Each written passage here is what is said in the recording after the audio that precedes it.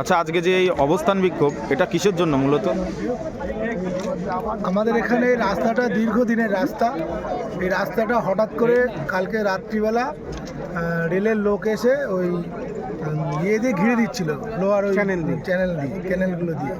তাই রাত্রিবেলা এলাকার মানুষ জানতে পেরে সঙ্গে সঙ্গে সেই রাত্রিবেলা ছুটে আসে এবং তখন তারা এখান থেকে চলে যায়।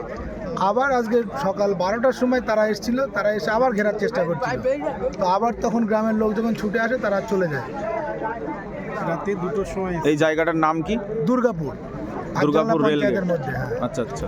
তা ওরা কি কোনো আশ্বাস দিয়েছে রেল কর্তৃপক্ষ থেকে যে এই রাস্তাটা ঘিরে দিয়ে আন্ডারগ্রাউন্ড করে রাস্তা করবে, এমন কোনো ব্যাপার আপনাদেরকে খোলসা করে বলেছে? না, কোনো কিছু বলেনি ওরা।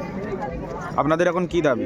আমাদের দাবি এখানে হয় একটা রেলগেট করতে হবে, অথবা এখানে একটা আন্ডারপাসের ব্যবস্থা করতে হবে, মানুষ যাতায়াতের একটা ব্যবস্থা করতে হবে। এই রাস্তাটা তো ভালোই আর কি, জনবহুল, জনযান সবসময় চলাফেরা করে, বিপুল পরিমাণে গাড়ির চাপ। না, জনবহুল বলতে এই রাস্তাটা মেনলি প্রধানমন্ত্রীর সড়ক যোজনার রাস্তা। এই রাস্তাটার সঙ্গে প্রায় 12 কিলোমিটার রাস্তা। তা এখানে প্রায় নেই করে 50-60টা গ্রাম আছে এই রাস্তার দুই ধারে। তা সেই গ্রামগুলোর প্রত্যেকটা মানুষের এটাই রাস্তা। যদি আমার এই গ্রামের মানুষের কারো শরীর অসুস্থ হয়, সেই মানুষটাকে যদি হসপিটালে নিয়ে যেতে হয়, আমার এটাই রাস্তা।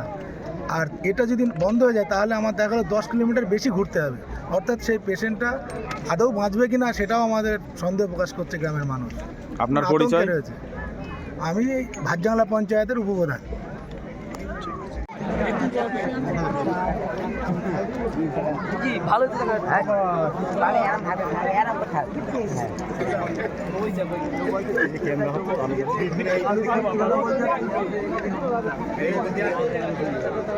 প্রতিবাদ কোথায় হচ্ছে? বাদ দিয়া